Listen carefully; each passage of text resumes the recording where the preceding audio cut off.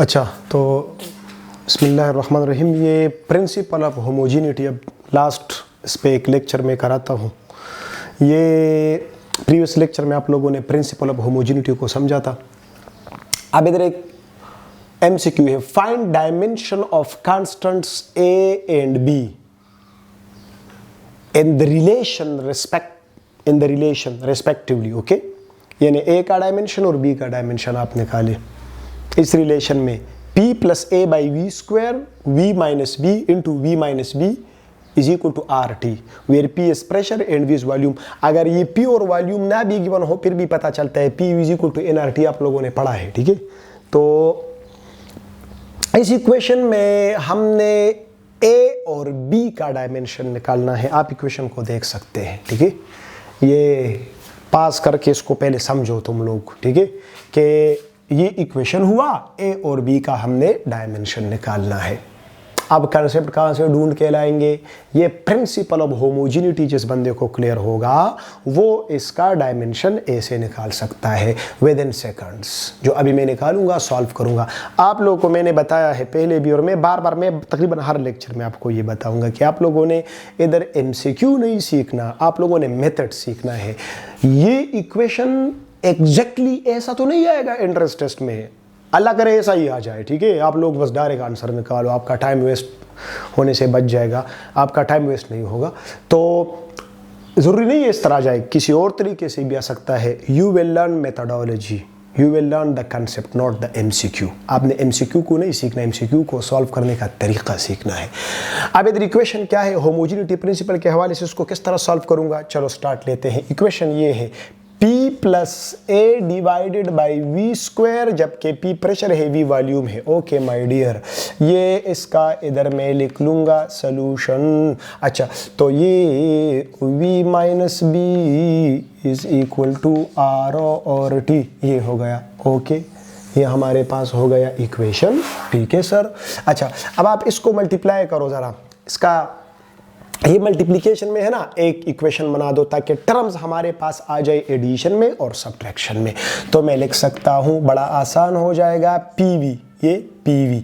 ठीक है, और ये माइनस PB हो गया। ये इसके साथ भी मल्टीप्लाई हुआ, ये इसके साथ भी मल्टीप्लाई हुआ। इंजीनियरिंग वालों को डायरेक्ट पता चलता है, बायो वाले थोड़े से मैथमेटिक्स में थोड़े से वीक तो कोई भी नहीं होता, लेकिन फिर भी उन्होंने मैथमेटिक्स नहीं पढ़ा होता तो ये इस तरह मल्टीप्लाई करते हैं, इतना तो आपको पता है। ये आपके पास B लिखा और ये B नहीं है, ये तो P है।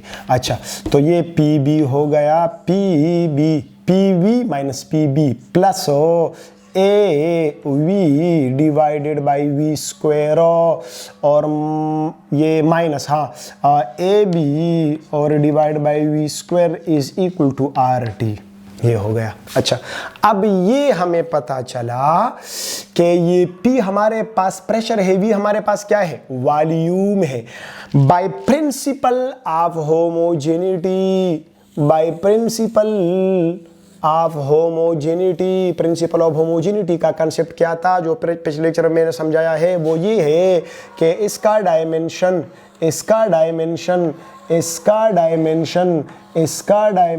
और इसका डायमेंशन सेम होना चाहिए। देखो, ये इसके बहुत से कंसेप्ट्स आपको क्लियर हुए। अगर आप इनमें से 5 टर्म्स में से किसी एक टर्म का डायमेंशन अगर आपको पता है तो समझो कि पांचों का पता है। ठीक है, क्योंकि हर टर्म का डायमेंशन सेम होगा। तो P प्रेशर है, V वॉल्यूम है। ठीक है सर, तो प्रेशर हमारे पास फोर्स पर यूनिट एरिया है, तो force per unit area into volume. तो फोर्स का यूनिट क्या है, न्यूटन है। एरिया का क्या है, मीटर स्क्वायर है। वॉल्यूम का क्या है, मीटर क्यूब है। वॉल्यूम का मीटर क्यूब है। वॉल्यूम में 3 लेंस हुआ करते हैं, एरिया में 2 लेंस हुआ करते हैं। वॉल्यूम डिराइव्ड फिजिकल क्वांटिटी है जो 3 लेंथ से बनी है। एरिया डिराइव्ड फिजिकल क्वांटिटी है जो 2 लेंथ से मिलकर बनती है। एरिया 2 डायमेंशनल होता है, प्लेन एरिया 2 डायमेंशनल होता है, या एरिया 2 डायमेंशनल होता है, वॉल्यूम 3 डायमेंशन में होता है। डायमेंशन भी डिस्कस करूंगा। यहाँ पे तो मैं फिजिकल क्वांटिटीज का डायमेंशन डिस्कस कर रहा हूँ। तो ये एरिया मीटर स्क्वायर, अच्छा न्यूटन, तो ये मीटर स्क्वायर इस क्यूब के साथ तबाह बर्बाद हुआ। मतलब ये हुआ कि ये तो न्यूटन मीटर आया, ठीक है सर। इसका मतलब ये हुआ कि इसका डायमेंशन न्यूटन मीटर, ठीक है माय डियर, न्यूटन मीटर। तो इसका डायमेंशन भी क्या आया, न्यूटन मीटर। तो इसका डायमेंशन भी क्या होना चाहिए, न्यूटन मीटर। इसका भी क्या होना चाहिए, न्यूटन मीटर। उसका भी क्या होना चाहिए, न्यूटन मीटर। ओके, अब सॉल्व करते हैं।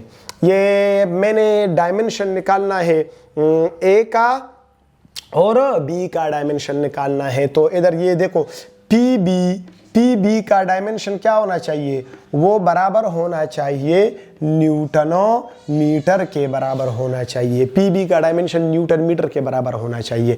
या आप इस तरह भी लिख सकते हो, देखो यहाँ पे आपको पता है ये पी बी बराबर होना चाहिए, पी बी का डायमेंशन बराबर होना चाहिए पी वी के। ज़रा आसान रहेगा ना, ज़रा सिंपल हो जाएगा। तो ये पी के साथ कैंसिल, तो बी किसके बराबर आया, वॉल्यूम। तो वॉल्यूम का यूनिट क्या है, एल क्यूब, मीटर क्यूब है। मीटर क्यूब क्या हुआ, लेंथ क्यूब हुआ। बी का डायमेंशन तो एल क्यूब आया। अब ए का डायमेंशन निकालते हैं। तो देखो ए v बाई वी स्क्वायर, तो एक v के साथ कैंसिल। a बाई वी किसके बराबर होना चाहिए, न्यूटन मीटर के बराबर होना चाहिए। ये a v by v square है, तो ये स्क्वायर v के साथ कैंसिल हो जाएगा, इसलिए मैंने a बाई वी लिख लिया, ठीक है। ये भी न्यूटन मीटर के बराबर होना चाहिए, ठीक है। तो a बराबर आया न्यूटन और मीटर, और ये वॉल्यूम मीटर क्यूब, तो ये तो आ गया newton metre cube. Okay sir, very simple. अब न्यूटन किसके बराबर है, वो तो बराबर होता है किलोग्राम मीटर पर second square into metre cube, इसके बराबर हुआ। अच्छा, ये आपके पास बराबर हो गया किलोग्राम, फोर्स का है न्यूटन पर मीटर स्क्वायर, ये पीवी है, वॉल्यूम है, ठीक है। वॉल्यूम का मीटर क्यूब है, मीटर न्यूटन मीटर आएगा, न्यूटन मीटर आया, ठीक है। ये हाँ ना, यही मैं सोच रहा था कि ये 1 मीटर कहाँ पे चला गया जनाब। ये वॉल्यूम का यूनिट मीटर क्यूब है, 1 मीटर इसके साथ है, ठीक है। तो ये आ जाएगा माय डियर, ये मीटर अपनी जगह पे है न्यूटन मीटर, और ये वॉल्यूम का मीटर क्यूब आएगा। तो यही मैं सोच रहा था कि कहीं पे मुझसे गलती हुई है। अच्छा नहीं, गलती तो नहीं हुई, ठीक है ना। वॉल्यूम का मीटर क्यूब है तो मीटर क्यूब इंटू मीटर, हाँ ठीक है। फिर मैं इधर लिखूंगा तो ये मीटर पावर 4 हो जाएगा, मीटर पावर 4, और ये क्या हो गया है, अब ठीक हो गया, ठीक है। मीटर इंटू मीटर क्यूब, तो मीटर पावर 4 किलोग्राम मीटर पर सेकंड स्क्वायर, तो आपके पास आ गया किलोग्राम मीटर पावर 5 और डिवाइडेड बाय सेकंड स्क्वायर। अब ठीक है भाई, अब ठीक है। ओके माय डियर, तो ये आ गया कैपिटल M, मीटर क्या हुआ, L पावर 5 हो गया, क्योंकि मीटर पावर 5 है, और ये सेकंड ऊपर जाएगा तो T पावर -2 हो जाएगा। B option is the correct option. ये आपके पास करेक्ट ऑप्शन आया। ए का dimension M, L power 5, T power -2 है, और बी का डायमेंशन L क्यूब है। समझ आ रही है ना, सिंपल सी बातें हैं। आप लोग इस पे प्रैक्टिस करोगे ना, तो आपके सामने और भी पॉइंट्स आएंगे जो आप लोगों को फिर क्लियर होंगे, ठीक है। आप लोग इन चीजों पे प्रैक्टिस करो। अच्छा, अब एक और एमसीक्यू मैं लिखता हूं। देखो अगर कल को एमसीक्यू आ जाए, एमसीक्यू लास्ट एमसीक्यू इस पे, ये प्रिंसिपल ऑफ होमोजेनिटी पे, तो फिर एक और पॉइंट निकालते हैं और वो एक्सप्लेन करते हैं डायमेंशन में, ठीक है। अच्छा, तो ये मैंने सीधा लाइन खींचा। एमसीक्यू ये है कि the Bernoulli's equation is represented as, अब देखे जरा, अब देखो इसमें भी प्रिंसिपल ऑफ होमोजेनिटी का कंसेप्ट है। अगर आपको प्रिंसिपल ऑफ होमोजेनिटी क्लियर है तो आप इस एमसीक्यू का भी आंसर निकाल सकते हो, ठीक है। तो इसमें मैं लिख सकता हूँ कि द बर्नौलीज इक्वेशन आप लोगों ने first year chapter number 6 fluid dynamics में पढ़ा है। बर्नौलीज इक्वेशन के बड़े एप्लीकेशन है। जहाज बर्नौलीज इक्वेशन के प्रिंसिपल पे उड़ता है, जो मैं अपने कॉम्प्रहेंसिव लेक्चर्स में एक्सप्लेन करूंगा इंशाल्लाह। ये जो स्टेथो होता है, डॉक्टर्स जब वो ब्लड प्रेशर चेक करते हैं तो उसमें भी प्रिंसिपल कौन सा है, बर्नौलीज इक्वेशन का प्रिंसिपल है। इंजन कार्बोरेटर में भी बर्नौलीज इक्वेशन का प्रिंसिपल है, ठीक है। ये जो आप खुद पे ये परफ्यूम स्प्रे करते हो उसमें भी बर्नौलीज इक्वेशन का कंसेप्ट है। तो the Bernoulli's equation is represented as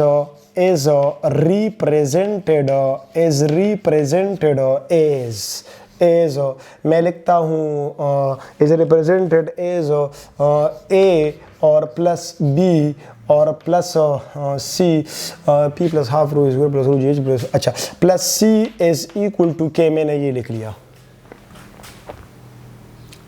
मैंने देखा कि ये बर्नौलीज इक्वेशन है, इस तरह रिप्रेजेंट किया मैंने उसको, ठीक है। What is the dimension of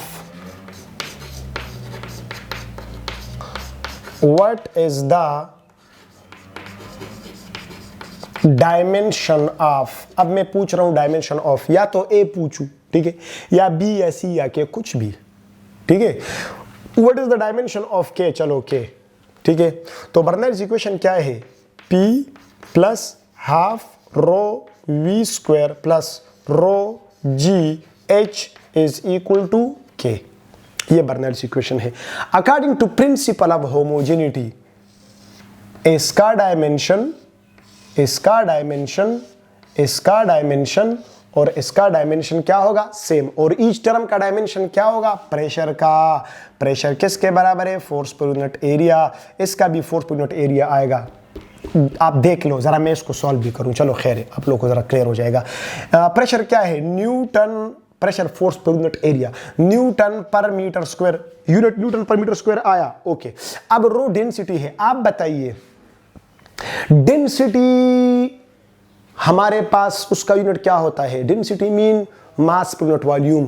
तो मैं लिख सकता हूं किलोग्राम, अच्छा ये मैं इस तरह लिख सकता हूं, न्यूटन लिखूंगा किलोग्राम मीटर पर सेकंड स्क्वायर, और ये मीटर स्क्वायर लिखूंगा, तो मीटर स्क्वायर जब लिखूंगा ये, तो ये स्क्वायर के साथ ये कैंसिल हो जाएगा, तो इससे फाइनल जो रिजल्ट आएगा, फाइनल स्प्लिटिंग करके फाइनल रिजल्ट ये आएगा, ठीक है। ये क्यों स्प्लिटिंग कर दी ये भी मैं आपको क्लियर कर देता हूं, क्योंकि आप लोग फिर कंफ्यूज हो जाते हो।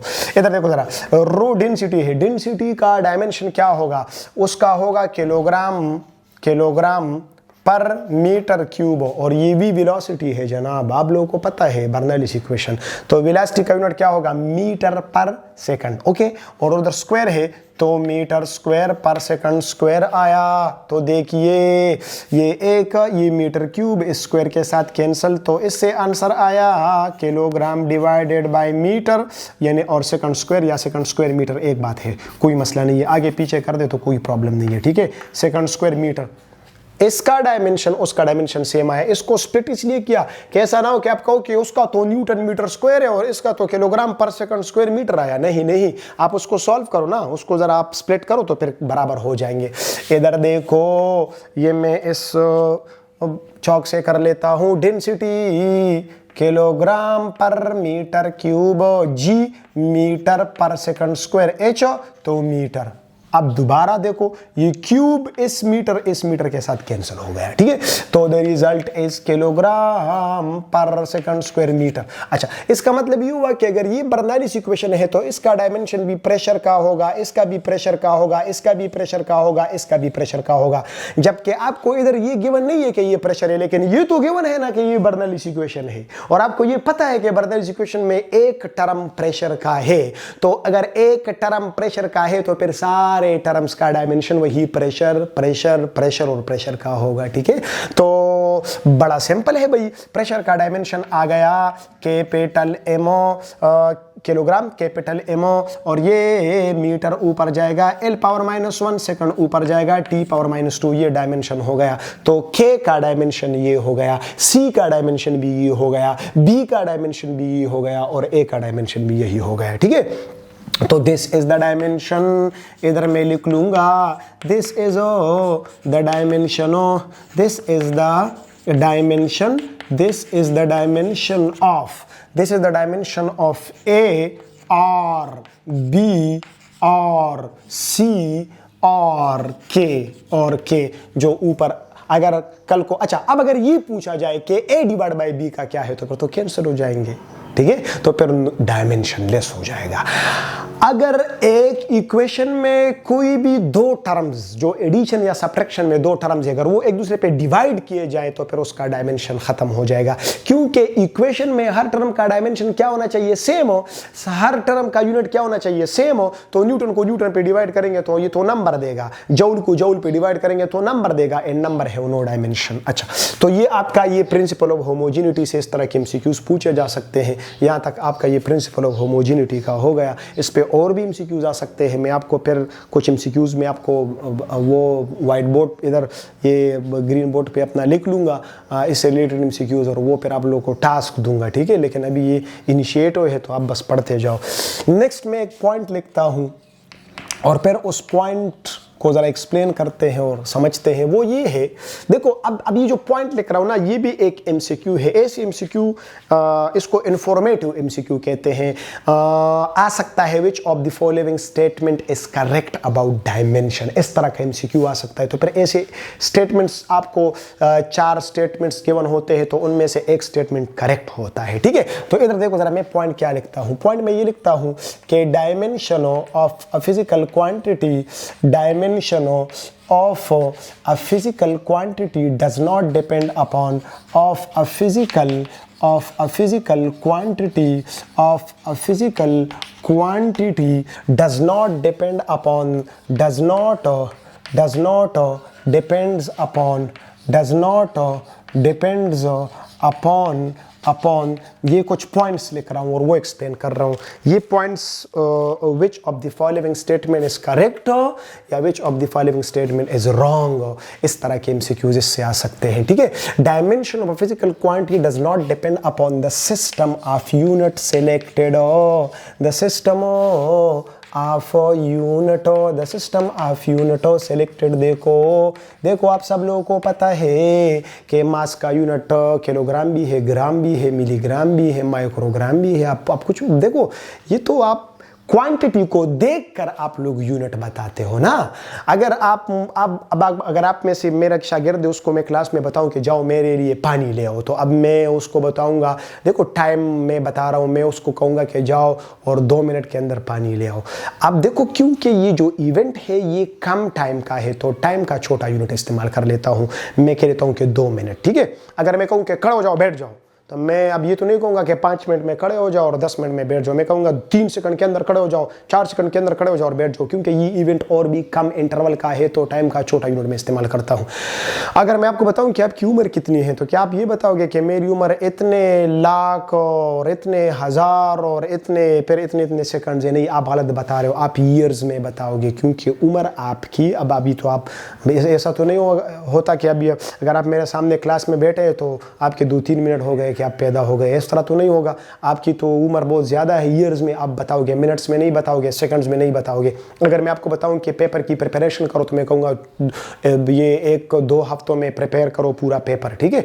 तो हम क्वांटिटी को देखकर यूनिट की सिलेक्शन करते हैं फिजिक्स में जब हम जनरली बात करते हैं।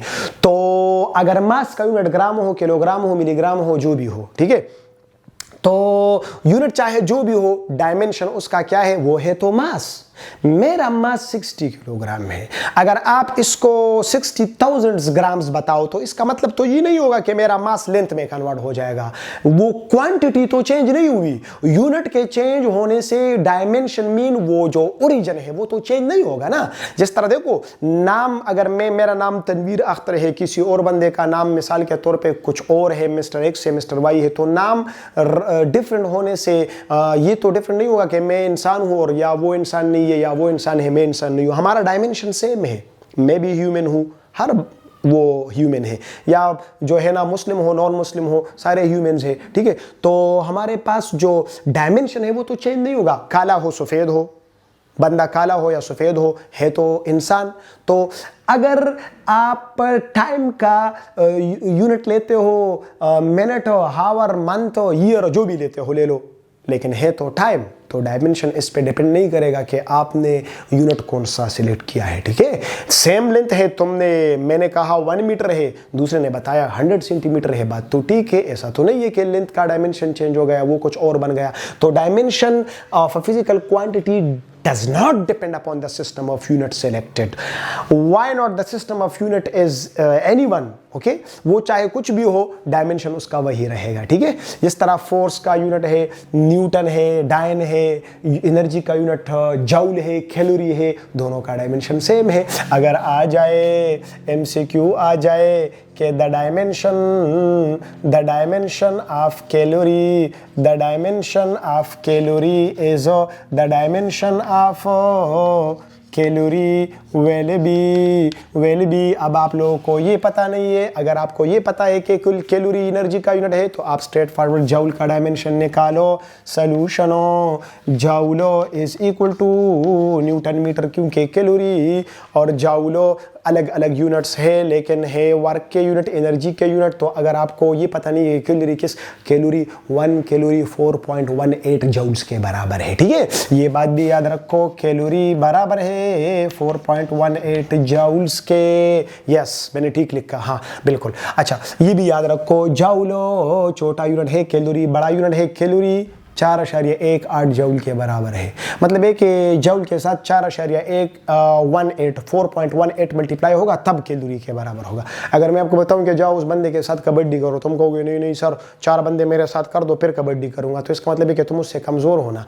इसी तरह जूल कैलोरी का मुकाबला नहीं कर सकता, जूल के साथ 4.18 मल्टीप्लाई होगा तब कैलोरी का मुकाबला करेगा। तो joule smaller unit, calorie is larger unit. अच्छा, न्यूटन मीटर, तो न्यूटन किलोग्रामो मीटर पर सेकंड स्क्वायर इनटू मीटर, तो जूल आ गया किलोग्रामो और ये मीटर स्क्वायर पर सेकंड स्क्वायर।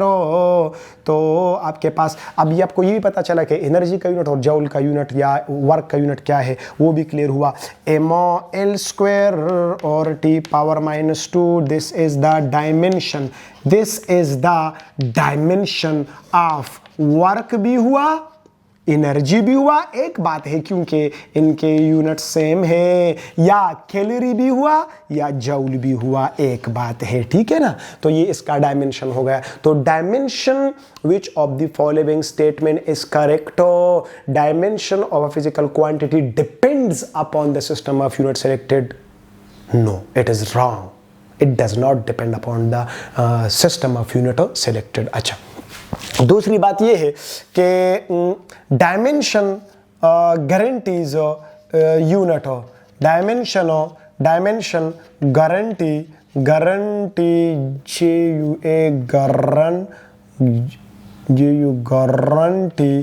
ये गारंटी का स्पेलिंग पता नहीं मैंने ठीक लिखा या गलत लिखा, लेकिन आप लोग ठीक लिखो, ठीक है? डायमेंशन गारंटी ये एक अलग पॉइंट है, इसको भी समझो। Dimension guarantees unit, but unit does not guarantee dimension, but unit does not guarantee JUARANTEE, but unit does not guarantees dimension। अब इसका मतलब क्या है, ये बात भी क्लियर करो। डायमेंशन देखो, अगर एक फिजिकल क्वांटिटी का डायमेंशन आया तो समझो कि यूनिट है, ठीक है? क्योंकि डायमेंशन तो यूनिट ही से निकाला जाएगा, लेकिन ये जरूरी नहीं है कि एक फिजिकल क्वांटिटी का यूनिट है तो उसका जरूर डायमेंशन होगा। नो, और उसके मैं एग्जांपल लेता हूं, अभी आगे जाके हमने डायमेंशन इस क्वांटिटीज को समझना भी होगा। अब आप बताइए, जो सप्लीमेंट्री फिजिकल क्वांटिटीज है उसमें से प्लेन एंगल और सॉलिड एंगल, ये भी एमसीक्यू आता है। Which of the following physical quantities have units but no dimension? That is solid angle, plane angle and solid angle. Plane angle का यूनिट रेडियन है, डिग्री भी है, रिवोल्यूशन भी है, ठीक है? और सॉलिड एंगल का यूनिट जो है ना वो स्टेरेडियन है। तो प्लेन एंगल और सॉलिड एंगल फिजिकल क्वांटिटीज है, और इसी तरह मैकेनिकल इक्विवेलेंस भी है जिसका यूनिट 4.18 जूल पर कैलोरीज है। अगर आप वर्क को जूल्स में ले ले और हीट को कैलोरीज में ले ले तो फिर आपके पास वो यूनिट आता है, वरना तो मैकेनिकल इक्विवेलेंस 1 के बराबर है। इसको समझना भी है, अभी नेक्स्ट लेक्चर में समझाऊंगा, खैर है। तो ये ऐसे फिजिकल क्वांटिटीज फिजिक्स की दुनिया में है जिनके यूनिट्स है लेकिन डायमेंशंस नहीं है। तो यूनिट डायमेंशन की गारंटी नहीं देता, मतलब है कि यूनिट है तो डायमेंशन खामखा होगा नहीं, लेकिन अगर डायमेंशन है तो फिर आप कसम खा सकते हो कि यूनिट इसका है, ठीक है। तो dimension guarantees unit but unit does not guarantee dimension. How? For example plane angle solid angle and mechanical equivalence जब वर्क और हीट, मैकेनिकल इक्विवेलेंस तो मैंने समझाया नहीं है ना, इसलिए आपको समझ नहीं आ रहा। चैप्टर नंबर 10 थर्मोडायनेमिक्स में है, जूल्स लॉ में है। तो अगर वर्क और हीट दोनों को जूल्स में लेते हैं तो फिर मैकेनिक इक्विवेलेंस 1 के बराबर है, और अगर वर्क को जूल्स में ले ले और हीट को कैलोरीज में ले ले तो फिर 4.18 जूल पर कैलोरी के बराबर है, जिसको हमने समझना है। खैर आप उसका टेंशन मत लो। Plane angle solid angle and mechanical equivalence